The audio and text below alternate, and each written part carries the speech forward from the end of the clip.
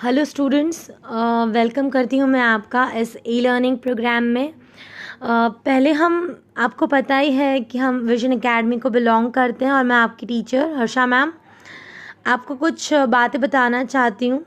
इस दौरान जब लॉकडाउन है और आप और हम सब इतने प्रॉब्लम्स में हैं, तब हम थोड़ा सा वक्त सिर्फ पढ़ाई के लिए निकाल लें और थोड़ा सा स्ट्रेस फ्री भी रहें। इसीलिए मैं ये पहला सेशन ले रही हूँ और ये जो पहला सेशन मैं ले रही हूँ वो है केमिस्ट्री का। बेसिकली अगर देखा जाए तो पूरे साइंस में आपको जितने 16 लेसन्स हैं और उन लेसन्स में से जो पहले 5 लेसन्स हैं वो 5 लेसन्स केमिस्ट्री के हैं और ये 1 बाय 1 हम लोग करेंगे। अब सबसे पहला जो लेसन है वो है केमिकल रिएक्शंस एंड इक्वेशंस। इस लेसन में काफ़ी सारी ऐसी बातें हैं कि जो आपकी क्लास 9 से जुड़ी हुई हैं। तो वो जो क्लास 9 से जुड़ी हुई हैं वो बातें करने से पहले मैं आपको थोड़ा सा कंटेंट अलग से पढ़ा दूंगी जो क्लास 10 का है, और उसके बाद 9th वाला जो कंटेंट है वो हम आगे ले जाएंगे।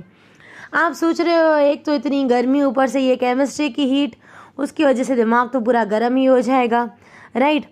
बट रिलैक्स रहिए, कुछ ज़्यादा हार्ड तो वैसे भी इस बार पेपर निकलेगा नहीं, क्योंकि आपको खुद को पता है इस बार परिस्थिति क्या है। इसलिए बस खुद को शांत रखिए और थोड़ा सा पढ़ने के ऊपर भी फोकस करिए। अपनी मम्मा को कम परेशान कीजिए, ये तो मैं आपको पहले बोलना चाहती हूँ। So let's start with this lesson of chemistry. जो पहला लेसन हम करने वाले हैं वो ये केमिकल रिएक्शंस एंड इक्वेशंस। अब पता कैसे चलता है कि कोई भी केमिकल रिएक्शन हुआ है या नहीं? आप थोड़ी ना भगवान हो जो आपको पता चल जाएगा कि यहाँ पे ये रिएक्शन हुआ, यहाँ पे वो रिएक्शन हुआ। ना ही आपके पास इतना सारा सामान है कि जिससे आप पता कर सको कि रिएक्शन हुआ तो साला हुआ कैसे।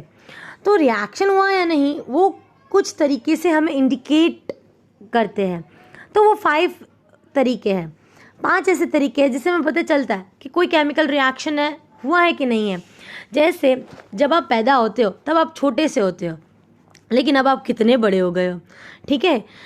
छोटे थे तब सब आपको गोदी में उठाते थे, अब क्या कोई गोदी में उठाता है? आपको उठाता है? नहीं उठाता है ना। सीधी सी बात है, कोई भी आपको अपनी गोदी में क्यों उठाएगा? अब तो आप बड़े हो गए हो। तो वो क्या है, आपकी साइज में चेंज हुआ, वो क्या है, एक फिजिकल चेंज है, ठीक है। आप छोटे से इतू से इतने बड़े हो गए, 3 किलो से अभी 50-60 और कुछ तो 70 के आसपास होंगे। तो आप अगर इतने मोटे हो गए हो, इतने बड़े हो गए हो, वो क्या है, फिजिकल चेंज है। हम किसकी बात कर रहे हैं? हम केमिकल चेंज की बात कर रहे हैं। हम केमिस्ट्री में ऐसा क्या होता है, ऐसा कैसे होता है कि हमें पता चले कि कोई केमिकल रिएक्शंस हुए हैं? तो आइए देखते हैं। द 5 स्ट्रैटेजीज में से पहला स्ट्रैटेजी है ये, there is evolution of heat, light और एनी साउंड। किसी भी तरह का आवाज़ आता है, जब क्रैकर्स फूटते हैं तब डूम करके आवाज़ आती है। कभी कभी लाइट होती है, फिर हीट, जब भी कोई केमिकल रिएक्शन होता है तब या तो हीट बाहर इवॉल्व होती है, कभी कभी हम केमिकल रिएक्शन करने के लिए हीट देते भी हैं। तो this is the first criteria कि या तो हीट, लाइट या तो आवाज़, इन तीनों में से कोई भी एक चीज़, या कभी कभी 2 या कभी कभी तीनों भी होती हैं। सो जैसे हम साइज में बड़े होते हैं वो फिजिकल रिएक्शन है, तो केमिकल रिएक्शन क्या है? Either there is evolution, evolve होना मतलब बाहर निकलना, क्या, हीट, लाइट या तो साउंड, इन तीनों में से कोई भी एक चीज इवॉल्व होगी। Okay, next, there is production of a gas. किसी भी तरह का गैस प्रोड्यूस होगा, वो नहीं जो हमारी बॉडी में होता है, और मतलब गैस वो भी एक तरह का केमिकल रिएक्शन ही है वैसे। बट इधर हम लोग क्या करेंगे कि कभी कभी हाइड्रोजन प्रोड्यूस होगा, फिर कभी ऑक्सीजन प्रोड्यूस होगा, ऐसे अलग अलग टाइप के गैसेस प्रोड्यूस होंगे। हमारी बॉडी में जो गैस होता है वो भी एक केमिकल रिएक्शन ही है। बट यहाँ पे हम टेक्स्ट बुक में जो बात करेंगे वो पेट के गैस की नहीं, पुदीना वाला गैस नहीं। इधर हम बात करेंगे अलग अलग जो डिफरेंट गैसेस प्रोड्यूस होते हैं, ऑक्सीजन है, हाइड्रोजन है, उन सब के बारे में हम बात करेंगे। Next, there is formation of a precipitate. अब आप सोच रहे होगे ये साला वर्ड क्या है, जिंदगी में पहली बार आपने सुना होगा, प्रेसिपिटेट। बराबर की नहीं दीदी, बराबर बोल रहे हैं ना। सबसे पहली बात कि प्रेसिपिटेट मतलब क्या, तो आपको क्या करना है, थोड़ा सा पानी लेना है, उस पानी में मुझे पता है आपके आजू बाजू कोई भी शॉप ज़्यादा खुली नहीं होगी स्टेशनरी की, लेकिन फिर भी अगर घर में कोई एक छोटा सा चौक या ऐसा कुछ पड़ा हो तो उसे डाल देना। आप क्या देखोगे कि वो चौक पिघलता नहीं है, उसके छोटे छोटे छोटे छोटे छोटे पार्टिकल्स हैं ना, वो नीचे सेटल हो जाते हैं। उसको क्या बोलते हैं? प्रेसिपिटेट। कोई ऐसा केमिकल रिएक्शंस कि जिसमें आप दो सॉल्यूशंस मिक्स करो तो उसमें नीचे कोई ना कोई चीज़ अटकी रहे, कोई सॉलिड पार्टिकल्स फॉर्म हो नीचे as one of the product, तो उसको क्या बोलते हैं? प्रेसिपिटेट। क्या बोलते हैं? प्रेसिपिटेट। प्रेसिपिटेट मतलब ऐसे ज़रूरी नहीं है कि वो वाइट कलर का ही हो, वो कोई भी कलर का हो सकता है। कितने सारे अलग अलग कलर्स हैं, येलो कलर है, रेड कलर है, ब्राउन कलर है, बहुत सारे कलर्स हैं। लड़कियों को ज़्यादा पता होगा कलर्स के बारे में। पर प्रेसिपिटेशन मतलब क्या? प्रेसिपिटेशन मतलब whenever any solid particle, if it is left out and coming as a byproduct during a chemical reaction, तो आप उसको that solid product को आप precipitate कह सकते हो। आप देख सकते हो यहाँ पे ये जो येलो कलर का है, ये जो फॉर्म हुआ दो सॉल्यूशन को मिक्स करने से, वो क्या है? एक प्रेसिपिटेट है। Dot dot dot dot like particles. Chalk का भुक्का कैसे होता है वैसे पार्टिकल्स, वैसे उसका साइज जितना होता है। Next is there is a colour change.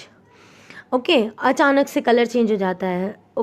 Like for example, एक छोटी सी बात मैं आपको बताती हूँ, बहुत बहुत छोटी सी बात। आपकी मम्मी जब भी ऑनियन काटती है, ठीक है, सब्जी में डालने के लिए, तब ऑनियन का कलर थोड़ा सा आपको पता है it is like white to pink, ठीक है। फिर जब भी वो मतलब बना के लेके आती है तब ऑनियन का कलर चेंज हो जाता है। इट डजंट रिमेन वाइट और pink, it changes to brown. Why it happen? Because it is a chemical reaction. Colour change तो भयानक होते हैं। आप देखो खाली केमिस्ट्री में आप सबसे ज़्यादा अच्छा अगर किसी को केमिस्ट्री आता है ना तो वो हमारी मम्मी है, क्योंकि उसको पता है कि कितने प्रोपोर्शन में हम नमक डालते हैं। अब नमक क्या है? एक केमिकल ही है ना, ultimately it is sodium chloride NaCl। तो वैसे ही काफ़ी सारी आप डे टू डे लाइफ में ऐसी चीज़ें देखते होंगे कि जिसमें कलर चेंज होता है। जैसे कि आप बहुत बार देखते हो कि अगर आपके घर में कोई भी कॉपर का वेसल हो, जनरली आजकल कॉपर के मटकों का बड़ा ट्रेंड निकला था बीच में, तो कॉपर के जो मटके होते हैं इतने बड़े बड़े, उन मटकों में अगर आप देखो तो विद इन 1 वीक उसका कलर मतलब चेंज हो जाता है। फिर आपको उसको नींबू से और उससे घिसना पड़ता है ताकि वो अपने ओरिजिनल कलर में आ जाए। फिर अगर आपके घर में वो जो क्या बोलते हैं, जो लॉक करने के दरवाजे और उस पे होते हैं लॉकर्स, और वो उसका कलर चेंज हो जाता है। क्यों? क्योंकि वो जनरली मोस्टली अगर वो स्टेनलेस स्टील का नहीं हो, अगर आयरन का हो तो वो कॉरोड हो जाता है, रस्ट हो जाता है। बहुत बार आपने देखा होगा कि कार में ऐसा होता है, स्कूटर्स में ऐसा होता है कि कोई भी चीज़ अगर आयरन की बनी हुई हो तो उसका कलर फेड हो जाता है। That is what a chemical reaction, ठीक है। तो ये एक और बात है जो होती है during a chemical reaction, that is the colour change, ठीक है। So that is what we talked about all the 5 things. So change in color, अब सबसे पहले आप ये पहले लर्न कर लीजिए। ये 4 चीज़ें हों तब हम बोल सकते हैं कि केमिकल रिएक्शन हुआ है। कौन सी? Evolution of heat and light, production of gas, formation of precipitate and colour change, ठीक है। फटाफट से इसका स्क्रीनशॉट ले लो, और अगर ना भी लिया तो भी कोई वांदा नहीं है, मैं इसका स्क्रीनशॉट निकाल के भेज ही रही हूँ, don't worry. Next, how what are the signs? अभी हमने जो बात की ना वही बात। सबसे पहले चेंज इन कलर, ये देखो अचानक से कैसे कलर चेंज हो रहे हैं, ठीक है। ये क्या इंडिकेट करता है? कि कोई केमिकल रिएक्शन हुआ है। फिर चेंज इन ऑर्डर, अभी आप वो स्मेल तो अभी कर नहीं पाओगे फ़ोन में, ठीक है। कभी क्या होता है कि पाव भाजी की स्मेल जब वो बनती है तब क्या ज़ोरदार आती है, खाने का मन कर जाता है, सुपर्ब। पर वही पाव भाजी की स्मेल अगर आप 2 दिन रख दो तो उसके बाद कैसी आती है? क्या है वो? Ultimately it is change in order, ODOUR, order, order means smell, smell मतलब क्या वो तो पता है ना. So that is what about the change in orders. Next is the production of new vapor or gases. या तो कोई न्यू टाइप का वेपर या गैस प्रोड्यूस हो जाता है, उससे हमें पता लगता है कि हाँ यार किसी तरीके का केमिकल रिएक्शन होता है. ऐसे लाइट होती है, मेंटोस दिमाग की बत्ती जला दे, ऐसा कुछ फीलिंग आती है. नेक्स्ट इज दिस इनपुट और रिलीज ऑफ एनर्जी. या तो हम हीट देते हैं या तो हम हीट लेते हैं. Next is it is difficult to reverse. Okay, उल्टा करना थोड़ा मुश्किल हो जाता है कुछ कुछ ही केसेस में. कुछ तो बड़ी आसानी से रिवर्स हो जाते हैं, बट कुछ कुछ बड़े मतलब मुश्किल होता है उनको. तो that is what, that is the sign that any chemical reaction has taken place. So these are the 5 signs that indicate the chemical change. उसके बाद नेक्स्ट, ये आपकी टेक्स्ट बुक में दिया हुआ है, ठीक है. अभी ये है क्या, आप सोच रहे हो कि मैम ने पता नहीं ये क्या जला दिया इधर. तो इधर सोच रहे हो ना कि ये मैम पता नहीं क्या जला रहे हैं. इधर इधर आपको दिख रहा हुआ है ना. अभी आपको क्या दिख रहा है इधर, आपको दिख रहा है कि एक वाइट कलर जैसी एक रिबन है, वो बर्न हो रही है और आप देख सकते हैं उसमें वाइट कलर का पाउडर प्रोड्यूस हो रहा है. तो ये जो रिबन है वो रिबन क्या है actually, this ribbon that you are seeing, this particular ribbon is the ribbon of magnesium. वो मैग्नीशियम की रिबन है. ओके, ये जब जलती है तब ये जो पाउडर्स बनता है ना, आप देख सकते हो इधर, ये लाइक 1 मिनट इसे जलने दो. फिर ये जो रह जाता है ये powder that is white coloured powder. और ये वाइट कलर का जो पाउडर होता है वो होता है मैग्नीशियम ऑक्साइड. वो क्या होता है, मैग्नीशियम ऑक्साइड. ये आपकी टेक्स्ट बुक की पहली एक्टिविटी है, ठीक है. कोई भी मैग्नीशियम रिबन अगर आप उसे जलाते हो तो आपको क्या मिलता है, मैग्नीशियम ऑक्साइड, और उसका कलर क्या होता है, वाइट. हमें पता कैसे चला कि मतलब यही कलर होता है. तो हमने देखा ना, अंधे थोड़ी हैं, कि इसका कलर वाइट है. और कौन सी रिबन है, मैग्नीशियम की. जब आप उसे हीट करते हो तो वो ऑक्सीजन के साथ कंबाइन होकर क्या बनाता है, magnesium oxide. So this is the first reaction. जो आपकी पहली एक्टिविटी है टेक्स्ट बुक की वो यही है. ओके, दिस इज़ हाउ ये रिएक्शन एक्चुअली में रियल में होता है. This is the pair of tongs. Okay, what this is called as, इसको क्या बोलते हैं, पकड़ के जैसा है वो, उसको क्या बोलते हैं, पेयर ऑफ टोंग्स. ये क्या है, स्टैंड है, उस पर आप लेते हो. Then it burns with a white dazzling flame. Okay, ये जो फ्लेम होती है वो भी it is called as a dazzling light, as a shining light. और आप उसे जब ये होता है तब नीचे जो बाकी रह जाता है वो किस में कन्वर्ट होता है, मैग्नीशियम पाउडर में, मैग्नीशियम ऑक्साइड के पाउडर में. ओके, सो हमने क्या लिया, मैग्नीशियम.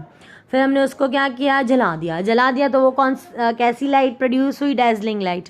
और क्या बना, मैग्नीशियम ऑक्साइड. ये क्या है, हमारी पहली एक्टिविटी टेक्स्ट बुक की. फिर ये है आपके टेक्स्ट बुक की दूसरी एक्टिविटी. बड़ी आसान है ये भी. हाँ, पर ये है कि आप इसे घर पे नहीं कर सकते हो, ठीक है. This is how hydrogen gas is produced. याद करने की कोशिश करो, हमने पहले क्या बोला कि या तो मतलब कोई चीज़ आप हीट करते हो तो उसके हिसाब से प्रोड्यूस होता है. फिर या तो कोई गैस प्रोड्यूस होता है. तो इधर हाइड्रोजन गैस प्रोड्यूस हो रहा है. ये बड़ा ही इम्पॉर्टेंट केमिकल रिएक्शन है. मैं आपको पहले ही बता दूं कि इसका बहुत ज़्यादा इम्पॉर्टेंस है. This is the next activity of your text book, और बड़ी ही इम्पॉर्टेंट एक्टिविटी है. आप इसे ऐसे मतलब निगलेक्ट नहीं कर सकते हो आप इसको. ये ऐसी एक्टिविटी है. सबसे पहले क्या करना है, तो जैसे इधर दिखाया है, कॉनिकल फ्लास्क लेना है, ठीक है. फिर उस कॉनिकल फ्लास्क में क्या डालना है, तो जिंक डालना है. ग्रैन्यूल मतलब क्या, तो उसके छोटे छोटे टुकड़े. तो जिंक के छोटे छोटे हमने टुकड़े लिए. फिर हमने उसमें डाला डाइल्यूट मतलब पानी वाला, सल्फ्यूरिक एसिड. सल्फ्यूरिक एसिड क्या है, तो वो कुछ नहीं, एक एसिड का नाम है। ठीक है, आप जो हार्पिक और वो सब यूज़ करते हो ना, उसमें क्या होता है, एसिड्स ही तो होते हैं सारे। वैसे हमारी बॉडी में भी काफ़ी सारे एसिड प्रोड्यूस होते हैं। आप नींबू खाते हो, उसमें भी एसिड होता है। फिर आप टमाटर खाते हो, उसमें भी एसिड होता है। तो एसिड तो हर एक खट्टी चीज़ में होता है, पर ये थोड़ा अलग है। ये सब एसिड का राजा है, राजा। ठीक है, बड़ा भयानक एसिड है। तो डाइल्यूट मतलब पूरा आपने उसको, उसमें बहुत ज़्यादा पानी डाल दिया है, उसको डाइल्यूट बोलते हैं। पानी डाल के आपने उसको मतलब इम्पैक्ट कम कर दिया। अब हमने क्या किया, एक फ्लास्क लिया, उसमें थोड़े से जिंक के टुकड़े टुकड़े टुकड़े डाले, और फिर हमने क्या डाला, सल्फ्यूरिक एसिड। फिर हमने लगा दिया ढक्कन। ठीक है, इंसान नहीं, वैसे तो आप लोग भी एक दूसरे को ढक्कन ढक्कन बुलाते होगे, बट हियर कॉर्क। कुछ बच्चे तो ऐसा बोलते हैं कि शैम्पेन की बॉटल का ढक्कन, उसको कॉर्क बोलते हैं, और वो साले सही भी होते हैं। कॉर्क मतलब वही होता है, शैम्पेन की बॉटल का ढक्कन, और इधर भी इसने ढक्कन ही लगाया है। तो ठीक है, अभी हुआ क्या, ये जब जिंक और सल्फ्यूरिक एसिड इन दोनों के बीच में केमिकल रिएक्शन हुआ कि जिससे गैस प्रोड्यूस हुआ, और वो गैस कौन सा है, हाइड्रोजन।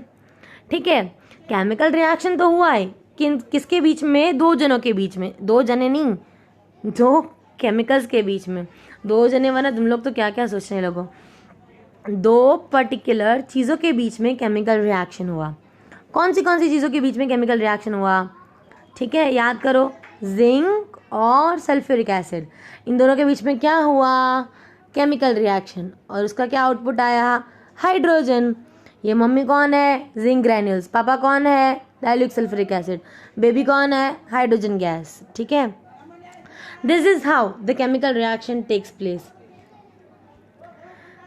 नेक्स्ट, मैग्नीशियम और हाइड्रोक्लोरिक एसिड। ये देखो रियल में ऐसे होता है, मैग्नीशियम डाला आपने और हाइड्रोक्लोरिक एसिड डाला, तो ऐसे गैस के बबल्स बाहर आते हैं, हाइड्रोजन गैस बाहर आता है। मतलब आप कोई भी मेटल ले लो, जिंक की जगह मैग्नीशियम ले लो, और कोई भी एसिड डाल दो उसमें, अगर उन दोनों के बीच में कोई पर्टिकुलर केमिकल रिएक्शन हो रहा है, कोई भी मेटल और एसिड के बीच में, तो आपको क्या मिलेगा, हाइड्रोजन गैस एज आउटपुट मिलेगा।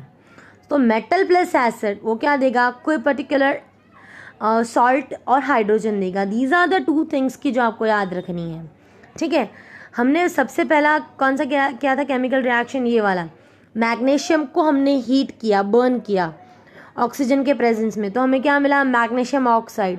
उसका कलर क्या था बेटे, white. Coming to the next part, hydrogen gas का फॉर्मेशन, जिंक और उसके साथ किसको मिलाया, सल्फ्यूरिक एसिड को, तो बुड़बुड़िया किसके बाहर आए, हाइड्रोजन गैस के। फिर ये दूसरा वाला है मैग्नीशियम और हाइड्रोक्लोरिक एसिड, उसमें भी हमें कौन सा वाला आउटपुट मिला, hydrogen. Next, there are 5 types of chemical reaction. बीच में एक छोटा सा कॉन्सेप्ट है कि आपको बैलेंसिंग और वो सब कैसे करना होता है, बट वो कराने से पहले मैं आपको थोड़ा सा ऐसा कंटेंट कराऊंगी कि जो आपके बेसिक 9th स्टैंडर्ड से नहीं लागता वड़कता है। ठीक है, तो थोड़ा सा पहले ये करा दूंगी, फिर 9th के कुछ कॉन्सेप्ट्स हैं वो करा के उसके बाद ही मैं आपको बेसिक बैलेंसिंग और वो कराऊंगी, क्योंकि वो बहुत ही ज़रूरी है आपको वो टॉपिक लर्न करना। एटम्स एंड मॉलिक्यूल्स वाला जो लेसन था, लेसन नंबर 3, अगर आपको वो आता है तो आप बैलेंसिंग में मास्टर बन जाओगे, आई शपथ। बट अगर वो नहीं आता है तो वो भी तो जवाबदारी दीदी की है कि आपको कराएं। इसीलिए मैं आपको वो टॉपिक लास्ट में लूँगी, घबराइएगा मत, लूँगी। ठीक है, तो हम अभी आगे 5 टाइप्स ऑफ केमिकल रिएक्शंस पढ़ने वाले हैं। अब ये 5 टाइप्स के केमिकल रिएक्शंस कौन से हैं, तो इधर दिखाई है, आप पढ़ ही रहे हो। सबसे पहला है वो है ये कॉम्बिनेशन रिएक्शन। ठीक है, कॉम्बिनेशन रिएक्शन नाम आपको क्या बोलता है, कंबाइन होते हैं। उसके बाद नेक्स्ट डीकम्पोजिशन रिएक्शन। डीकम्पोजिशन में क्या होता है, ब्रेकअप होता है। डिस्प्लेसमेंट मतलब क्या, तो हेरा फेरी वाला रिएक्शन। डबल डिस्प्लेसमेंट मतलब डबल हेरा फेरी। और रेडॉक्स वो होता है कि जिसमें 2 रिएक्शंस एक साथ होते हैं। ठीक है, तो 5 टाइप के केमिकल रिएक्शंस है। कौन से एक बार याद कर लो। कॉम्बिनेशन मतलब मम्मी डैडी मिलके एक बच्चा बनाते हैं। फिर डिकम्पोजिशन, उसका मतलब तो अल्टीमेटली ब्रेकअप होता है। Then next displacement, Hera Pheri, double displacement, double Hera Pheri.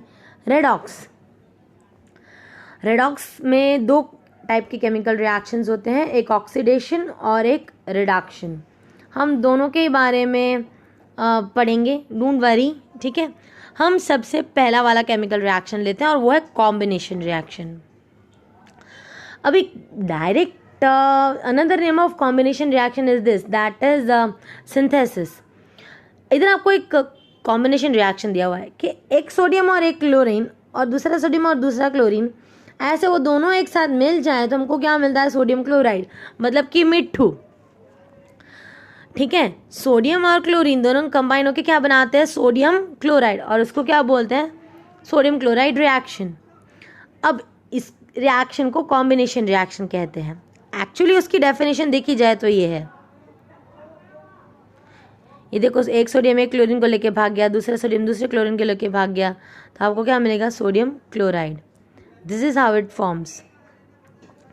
This is the definition of combination reaction. Combination reaction की एक डेफिनेशन है जो आपकी टेक्स्ट बुक में दी हुई है कि दो रिएक्टेंट कंबाइन होते हैं। अब आप सोच रहे हो कि ये साला नया वर्ड क्या आ गया, रिएक्टेंट और प्रोडक्ट और पता नहीं क्या क्या मैम ने डाल दिया है। तो ये बड़ी सिंपल सी थियोरी है यार। ये जो लेफ्ट हैंड साइड पे होते हैं, ठीक है, और ये वो राइट हैंड साइड पे होते हैं, बीच में क्या है, एरो। अभी जो लेफ्ट हैंड साइड पे होते हैं ना, एरो के पहले जो भी चीज़ें आती हैं वो होती हैं रिएक्टेंट, और एरो के बाद जो भी चीज़ें आती हैं वो होती है क्या, प्रोडक्ट, ठीक है। समझने की कोशिश करो, एरो मतलब क्या, अल्टीमेटली वो एक हरी झंडी है, ठीक है, वो इन दोनों को कंबाइन होने देती है। बेबी तभी बनेगा ना जब शादी होगी। तो ये जो दो पर्टिकुलर चीज़ें हैं उनको बोला जाता है रिएक्टेंट, और जो दूसरी साइड पे हैं उनको क्या बोला जाता है, product. So this is what you can tell, दो रिएक्टेंट और दो या दो से ज़्यादा रिएक्टेंट और एक प्रोडक्ट। जब आप दो या दो से ज़्यादा रिएक्टेंट कंबाइन होते हैं और एक ही प्रोडक्ट मिलता है, बेबी एक ही आता है, then that is called as a combination reaction. What is a combination reaction? Two or more than two reactants combine to form a product. What it is called as combination reaction. Two or more reactants combine to form a product. Then what it is called as a combination reaction. Two or more reactants combine to form a product. Then what it is called as combination reaction. उसके बाद ये उसका एक chemical reaction जो दिया हुआ है, calcium oxide मतलब CaO, it will react with water मतलब भू पानी H2O, what it will produce slaked lime, calcium hydroxide. ये याद रखने जैसी चीज़ है कि स्लेक्ड लाइम की फॉर्मूला ये है CaOH ट्वाइस, ठीक है। कोई भी आपको कभी भी कहीं पे भी पूछ सकता है, लिखो स्लेक्ड लाइम की फॉर्मूला, लिखो इसकी फॉर्मूला, लिखो उसकी फॉर्मूला, तब भूल नहीं करने की यार, ठीक है। आज हमने ज़्यादा पढ़ा भी नहीं है, इतू सा पढ़ा है, और वो इतू सा आप के पार्ट में थोड़ा सा आपको लर्निंग पार्ट आएगा, ठीक है। सो कैल्शियम ऑक्साइड है वो ये अभी रिएक्ट्स विगरसली, ठीक है। जैसे आप झगड़ा करते हो तब आप कैसे ऐसे फॉर्म में आ जाते हो यार, उसको मतलब छोड़ने का ही नहीं सामने वाले को, वैसे इधर भी यही होता है। Calcium oxide it reacts vigorously with water, छोड़ने का ही नहीं, and what it will form CaOH twice, that is calcium hydroxide. और कैल्शियम हाइड्रोक्साइड को हम प्यार से क्या बुलाते हैं, स्लेक्ड लाइम, ये भूलने का नहीं, ठीक है। कैल्शियम हाइड्रोक्साइड को क्या बुलाते हो आप, स्लेक्ड लाइम। नाउ नेक्स्ट दूसरी बात, calcium hydroxide react slowly with the carbon dioxide in the air to form a thin layer of calcium carbonate on the walls. वैसे लाइम लाइम को मतलब क्या बोलते हैं नॉर्मल लैंग्वेज में, चूनो, ओके। चूना होता है ना, चूना मारते हैं ना, मैं वो मावे में चूना मारते वो नहीं, वो जो दीवारों पे चूना मारते ना उसकी बात कर रही हूँ। तो वो जो चूना है वो लगाते हैं जब दीवारों पे, तब उसके साथ हवा में कार्बन डाइऑक्साइड तो आपको पता है होता ही है, भले बड़ा थोड़ा सा होता है बट होता ही है।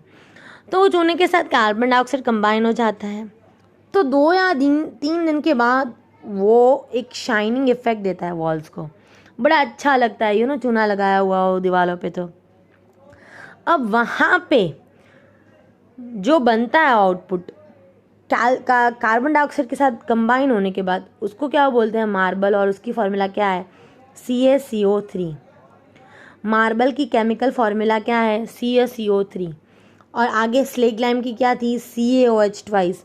ये इंपॉर्टेंट बातें हैं बेटे, याद रखने वाली, ठीक है। उसके बाद नेक्स्ट कॉम्बिनेशन रिएक्शन की दूसरी बात, reaction in which heat is released, heat निकलती है बाहर, उसको क्या बोलते हैं, एक्सोथर्मिक केमिकल रिएक्शन। एक्सो मतलब क्या, बाहर आती है, ओके।